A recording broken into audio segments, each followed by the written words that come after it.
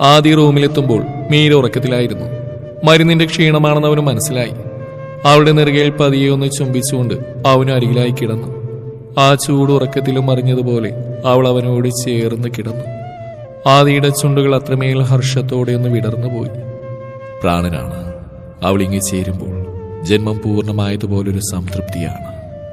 മനസ്സും ശരീരവുമെല്ലാം ഒരുപോലെ പ്രണയം കൊതിച്ചു പോവും.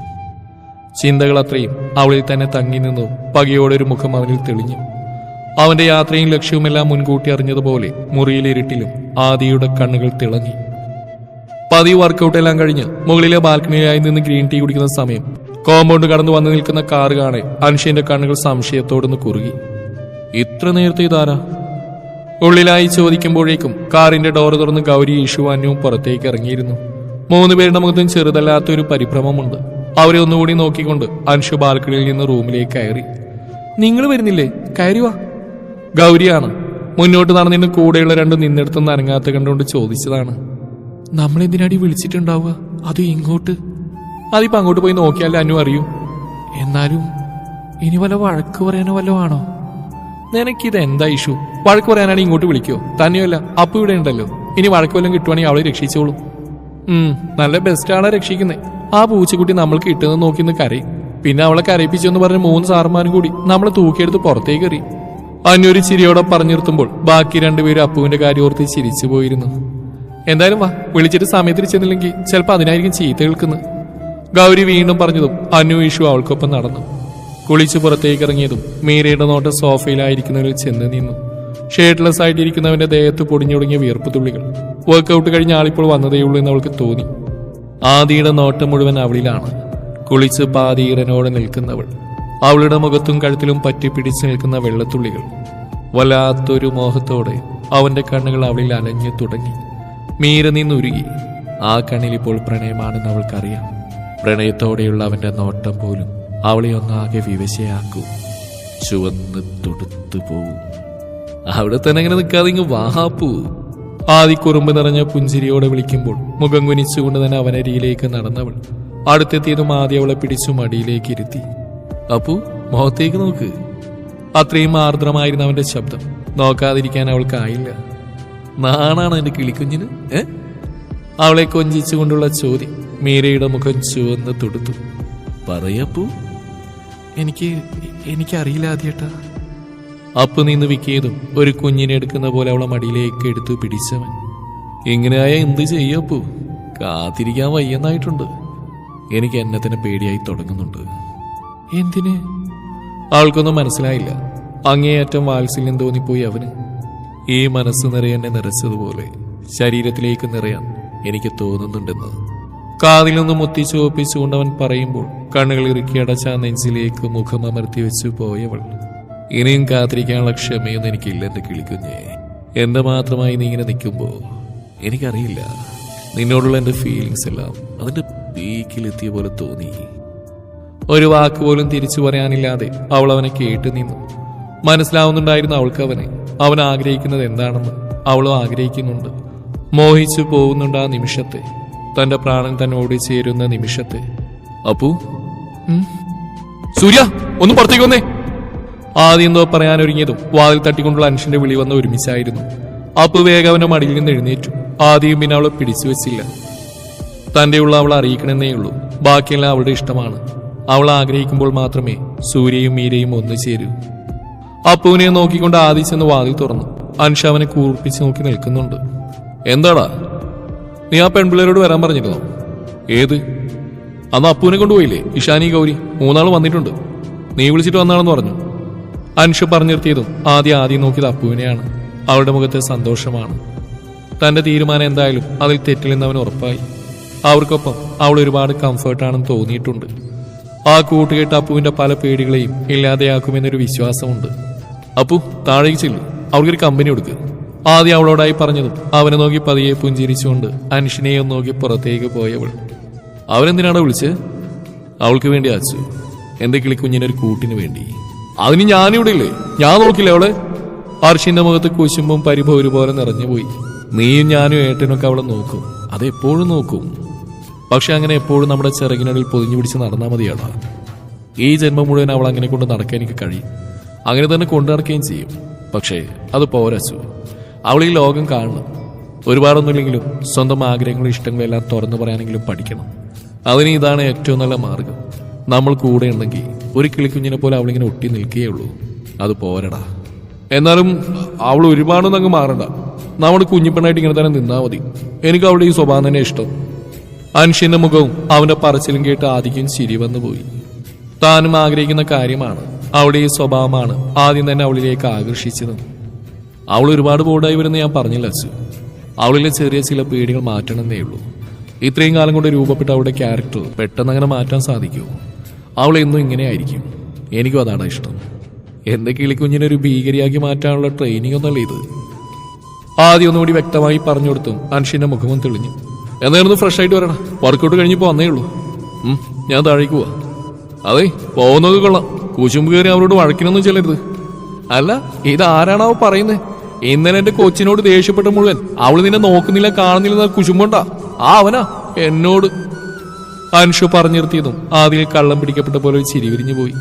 നീ ചെകുത്താനോ രാക്ഷസനോ ആരോ ആയിക്കോട്ടെ, ഞാനൊരു ആർമി ഓഫീസറാണെന്ന് മോൻ മറന്നുപോയത്.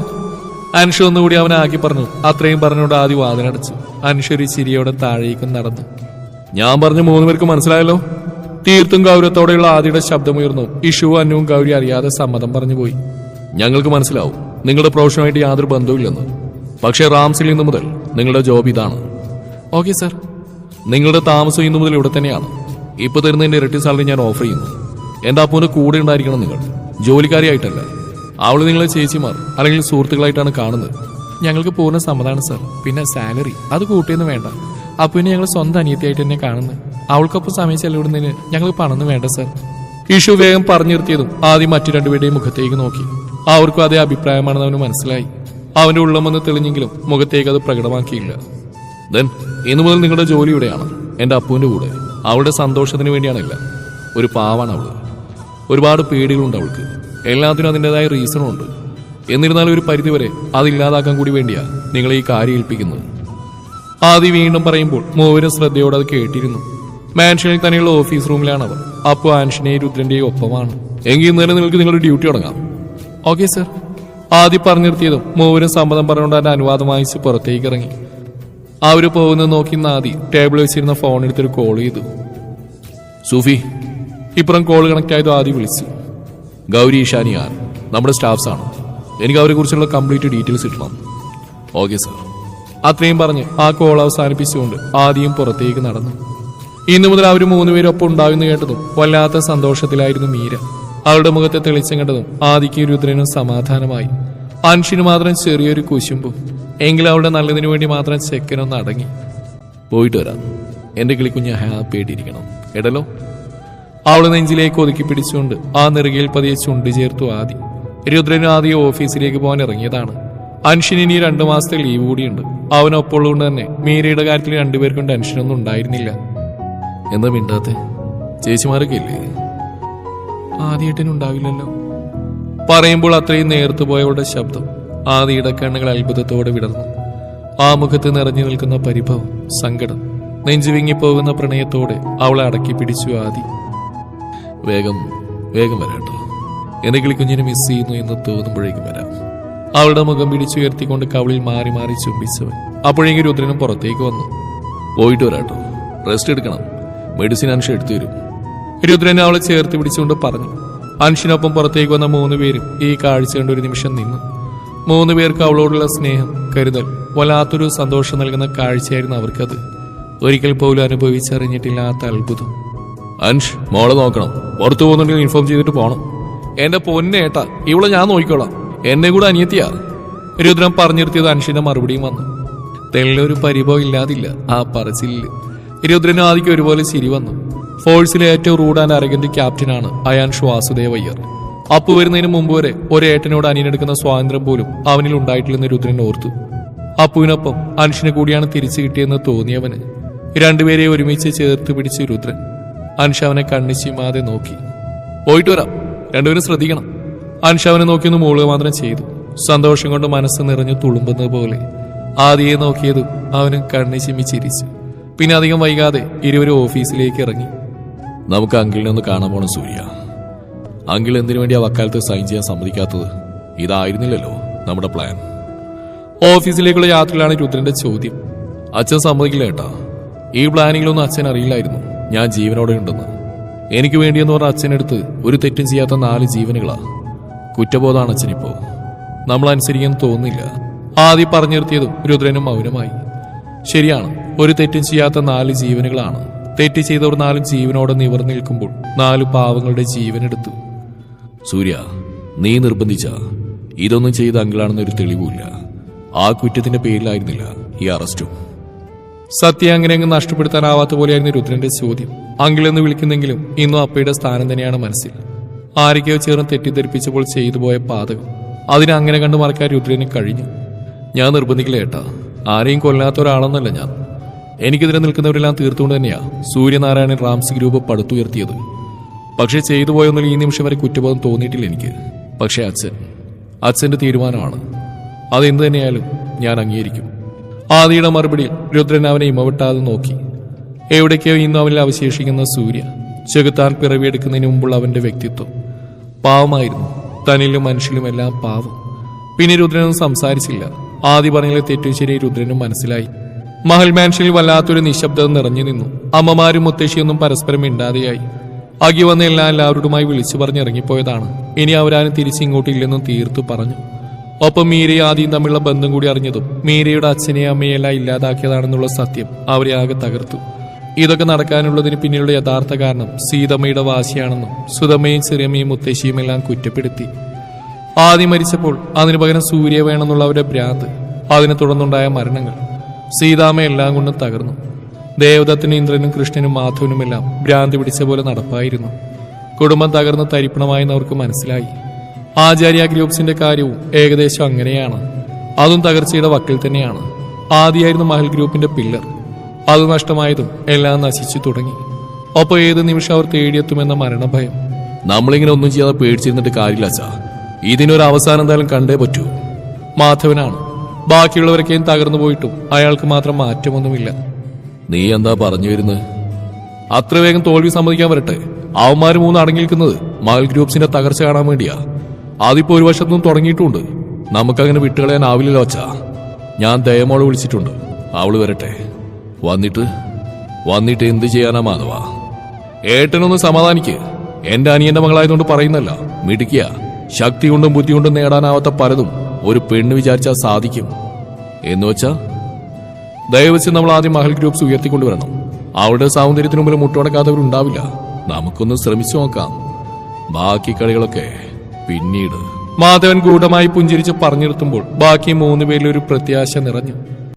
എനിക്കിനി നടക്കാൻ വയ്യപ്പു. ഇതൊക്കെ കണ്ടുതീരണമെങ്കിലേ മിനിമം 2 ദിവസമെങ്കിലും വേണം. അന്യു തളർച്ചയോടെ പറഞ്ഞുകൊണ്ട് അടുത്ത ചെയറിലേക്ക് ഇരുന്നു. ഗൗരി ഇഷ്യൂ ഏകദേശം അതേ അവസ്ഥയിൽ തന്നെയാണ്. 3 പേരെ ഒരു ചിരിയോടെ നോക്കി നിന്നേയുള്ളൂ മീര. മാൻഷൻ ചുറ്റിക്കാണിക്കാൻ കൊണ്ടുവന്നാണ് അവരെ. പകുതി കണ്ടു കാണും. 3ഉം ക്ഷീണിച്ചു. നിങ്ങൾ 4 പേർക്ക് താമസിക്കുന്നതിന് അപ്പു ഇത്രയും വലിയ കൊട്ടാരം?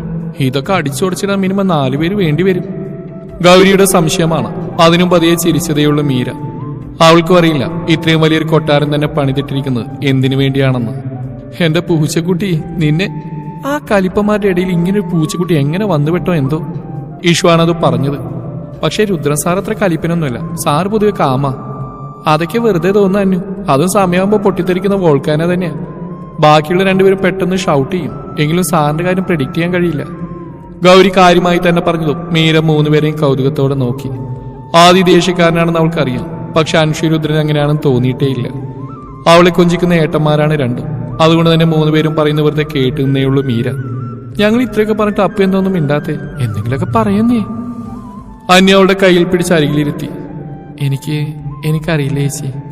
ആരെങ്കിലും എന്തെങ്കിലും ചോദിച്ചാൽ അതിന് മറുപടി പറയാൻ അറിയാന്നല്ലാതെ നിങ്ങളെപ്പോലെ സംസാരിക്കാനൊന്നും എനിക്കറിയില്ല. പതിയെയാണ് പറച്ചിൽ.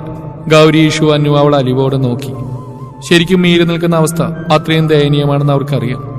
ആദ്യ കാഴ്ചയിൽ തന്നെ സാധാരണ പെൺകുട്ടികളെ പോലെയല്ല അവളെന്ന് അവർക്ക് മനസ്സിലായതാണ്. അവൾക്ക് ആഗ്രഹങ്ങൾ ഇല്ലാഞ്ഞിട്ടല്ല, മറിച്ച് എന്തൊക്കെയോ ഉൾഭയമുണ്ട്. ആഗ്രഹിച്ചൊന്നും ഒരിക്കലും നടക്കില്ലെന്നൊക്കെ എപ്പോഴേക്കോ മനസ്സിനെ പറഞ്ഞു പഠിപ്പിച്ച ഒരു ബാല്യവും. ഇപ്പോൾ അവൾ ആഗ്രഹിച്ചാൽ മാനത്തുള്ള നക്ഷത്രത്തിനെ വരെ പിടിച്ചുകൊണ്ടുവരുന്ന 3 പേരുണ്ട്. പക്ഷെ എന്തെങ്കിലും ആഗ്രഹിക്കാൻ ഇപ്പോഴും പേടിയാണ് അവൾക്ക്. പണ്ടത്തെ 5 വയസ്സുകാരിൽ തന്നെ സ്റ്റക്കായി നിന്നുപോയൊരവസ്ഥ. മീരയുടെ പാസ്റ്റില്ലാതെ മൂവരോടും പറഞ്ഞു കൊടുത്തിട്ടുണ്ട്. അവളൊരു റേപ്പ് വിക്റ്റിമാണെന്ന് ഉൾപ്പെടെ എല്ലാവർക്കും അറിയാം. സ്വപ്നത്തിൽ പോലും ചിന്തിക്കാൻ പറ്റാത്തൊരു കാര്യമായിരുന്നു മൂവർക്കും അത്. കേട്ട കാര്യങ്ങൾ സങ്കടം നൽകുന്നതാണെങ്കിലും എന്തു വന്നാലും മീരയെ കുറച്ചെങ്കിലും മാറ്റിയെടുക്കണമെന്നുള്ള വാശി അവരിൽ നിറഞ്ഞു. എന്റെ അപ്പൂസെ, ഇത്രയും പാവാവരുത്. ഇവിടെയുള്ള 3 പേരുടെ രാജകുമാരിയാ നീ. റാംസ് ഗ്രൂപ്പിന്റെ പകുതി അവകാശി. കുറച്ചൊക്കെ അഹങ്കാരം കാണിക്കാം. ഇഷു വലിയ കാര്യം പോലെ പറഞ്ഞു നിർത്തിയതും മീരമെല്ലാം ചിരിച്ചു പോയിരുന്നു. എനിക്കൊന്നും വേണ്ട ചേച്ചി, സ്വത്തോ പണമോ ഒന്നും. എന്റെ ആദ്യേട്ടനും ഏട്ടന്മാരും എനിക്കൊപ്പം ഉണ്ടായാൽ മതി. അവരുടെ സ്നേഹം മാത്രം മതി. മീരയെ തിരക്കി വന്ന അൻഷയുടെ വാക്കുകൾ കേൾക്കെ ഒരു നിമിഷവും നിന്നു. ഇങ്ങനെയുള്ള തുറന്നു പറച്ചിൽ വളരെ വിരളമാണ് അവൾക്ക്. അത് കേൾക്കാനാണെങ്കിൽ തങ്ങൾക്ക് അത്രയും കൊതിയും. ശരിക്കും അപ്പന് ആരെയും ഏറ്റവും ഇഷ്ടം? ഗൗരിയാണ്. മറ്റു 3 പേർക്ക് അതിന് ഉത്തരം കേൾക്കാനുള്ള ആകാംക്ഷയും. അൻഷയുടെ മറുപടി അറിയാൻ വേണ്ടി മൗനം പാലിച്ച് നിന്നു. അങ്ങനെയൊന്നുമില്ല ചേച്ചി. പിന്നെ 3 അല്ല 4 പേരുണ്ട്. ഞാൻ ആദ്യമായിട്ട് ഏട്ടാന്ന് വിളിച്ച് അജുവേട്ടനെയാ. അർജുനെ കുറിച്ചാണ് അപ്പു പറയുന്നത് മനസ്സിലായതും ഗൗരിയുടെ മുഖമൊന്ന് വിടർന്നു. പിന്നെ ഇവരെല്ലാം എനിക്ക് തന്നെൻ്റെ ആദ്യേട്ടനാ. വലിയേട്ടൻ എനിക്ക് എൻ്റെ അപ്പയെ പോലെയാ. ഏട്ടനും കുഞ്ഞേട്ടനും എനിക്ക് ഒരുപോലെയാ. 2 പേർക്കും വഴക്കായപ്പോഴും. എന്നാലും ഇതിനുള്ള സ്നേഹം കൊണ്ടാണെന്ന് കാണുമ്പോൾ എത്ര സന്തോഷമാണെന്നറിയോ. എൻ്റെ ജീവിതത്തിൽ ഇതൊന്നും പ്രതീക്ഷിച്ചതല്ല ഞാൻ. ആദ്യേട്ടനെ പോലും ഇനി കാണാൻ കഴിയുമെന്ന് വിചാരിച്ചിട്ടില്ല. പറയുമ്പോൾ അവളുടെ വാക്കുകൾ ഇടറി. മുഖം സങ്കടം കൊണ്ട് ചുവന്നു. അയ്യേ, ഇത്രയുള്ള പൂച്ചക്കുട്ടി. കഴിഞ്ഞു പോയതൊന്നും ഓർത്ത് സങ്കടപ്പെടാതെ ഇപ്പൊ ചുറ്റുള്ളവരെ നോക്കി സന്തോഷിപ്പിക്കാൻ നോക്കേണ്ട അപ്പൂസേ. ഞങ്ങളെ കണ്ടില്ലേ നീ? ജനിപ്പിച്ച ആരായെന്ന് പോലും അറിയില്ല. ഇനി ഇവൾക്കാണെങ്കിൽ ഉണ്ടെങ്കിലും ഇല്ലാത്ത പോലെയാ. പക്ഷെ അതൊന്നും ഓർത്ത് വേദനിച്ചിട്ട് കാര്യമില്ല. നമുക്ക് ഈ ജീവിതം അടിച്ചു പൊളിച്ച് മുന്നോട്ട് പോവാം. ഇഷു മീരയുടെ കണ്ണു തുടച്ചു കൊടുത്തുകൊണ്ട് പറഞ്ഞതും അവൾ നുണക്കുഴി കാണിച്ച് പുഞ്ചിരിച്ചു. ബാക്കി 2 പേരും കൂടി അവളെ ചേർത്ത് പിടിച്ചതും അൻഷ അവരെ ഒന്നുകൂടി നോക്കി തിരിഞ്ഞടന്നു. ആദിയുടെ തീരുമാനം ശരിയായിരുന്നവൻ ആ നിമിഷം ബോധ്യമായി. ചില സൗഹൃദങ്ങൾക്ക് ഉള്ളിലെ വേദനകൾ മായ്ച്ചു കളയാൻ നിമിഷങ്ങൾ മാത്രം മതിയാവും.